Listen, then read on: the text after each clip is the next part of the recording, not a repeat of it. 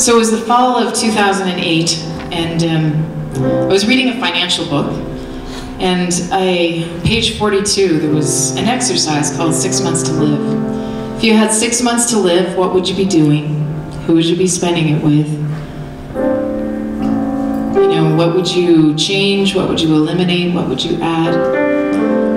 So I did the exercise, wrote the answers down in my journal. And then 4 days later, I was reading a book called The 5 Secrets You Must Discover Before You Die by John Izzo, great book. And in it, he referred to the same 6 months to live exercise. So then,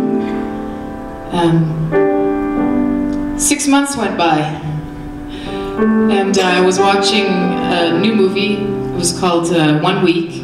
Some of you have probably seen it. It's a Canadian movie, and it was about a guy who was diagnosed with cancer and given a very short period of time to live. So he took a road trip across Canada on his motorcycle, and there's some very thought-provoking comments in the movie, and the monologue at the end just hit me pretty hard and caused me to reflect on my life again. And I realized I got distracted by life's busyness and all the things, you know, that we get caught up doing, and I really hadn't accomplished too many of those things that I had written down that were important.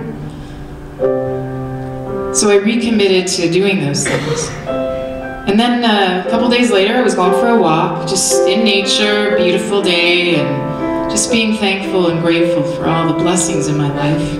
And all of a sudden, my heart started racing, and a couple ladies were walking by, and they were like, "Do you want us to take you to the hospital? You don't look very good." And I said, no, I'll be fine. And I figured it would go away right away. But it didn't. So then, of course, the thoughts crossing my mind, whoa, maybe this is my time. You know, I mean, you start thinking, is all those things that I've been doing over the last 6 months and thinking about, and I'm like, well, this could be it. Well, obviously it wasn't.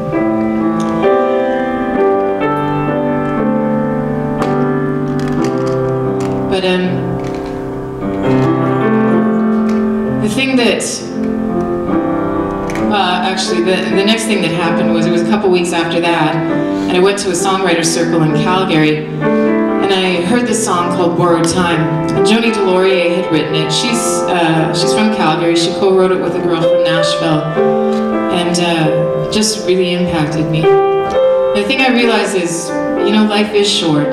There's no do-over, and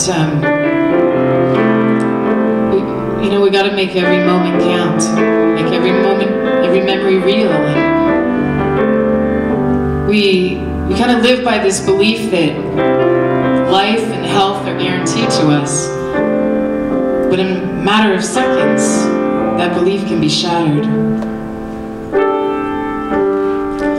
So that's why it's important to me to make sure that I'm living my life in a way that I'm true to myself. I'm becoming love. I'm leaving no regrets. I'm giving more than I take.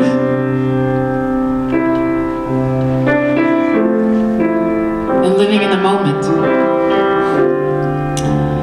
And something that's really important to me is to make sure that the people in my life who are important to me and who I value and appreciate know it. That my life is different because they're a part of it. So I want to give you guys an opportunity. It's a little bit different. I've done this before when I've done some speaking. But you know, there's people in our lives that maybe we haven't said what we needed to say.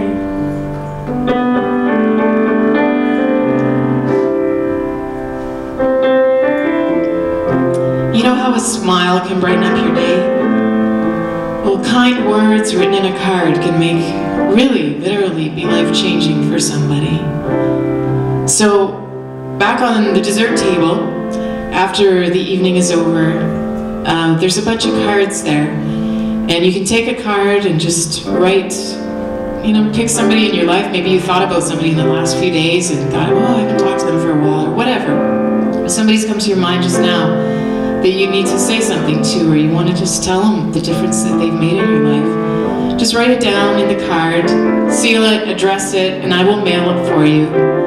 Sometimes people want to take it with them and then they get caught up in life's busyness, like I've done, and forget to mail it, or they get scared. I had one lady tell me, if you hadn't mailed it for me, I wouldn't have done it.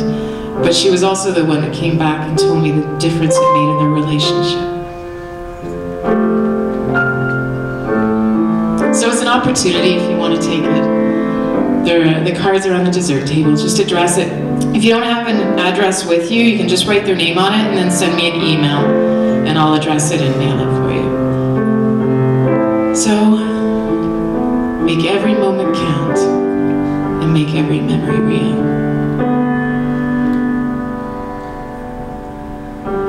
I was just about to cancel a week in Munro, 'cause the boss just called and told me I'll be working Saturday.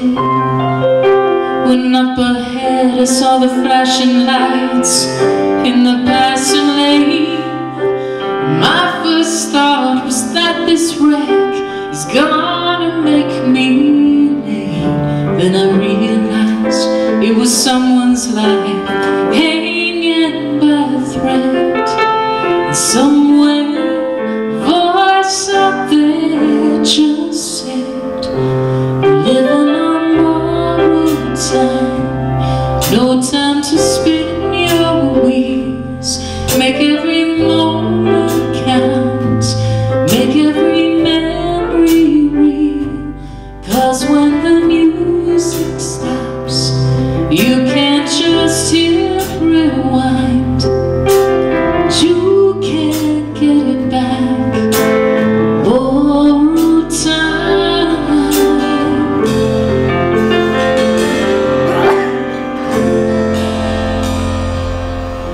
Then it hit me like a rocket.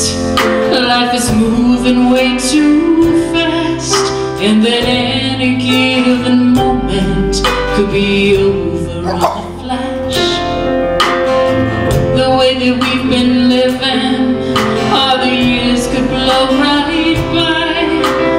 Right now I'm not giving to what's important in my life.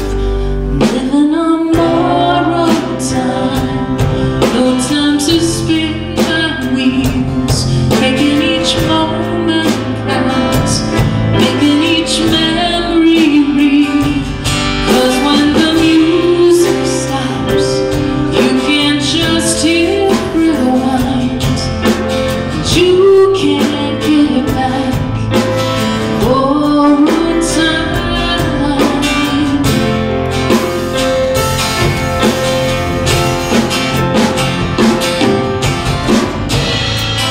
Let's catch the plane to Monterey. Let's stay an extra day. Sweet, no time to kill.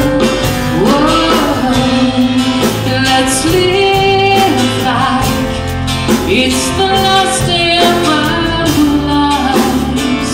'Cause baby, someday we'll be right. Living on borrowed time.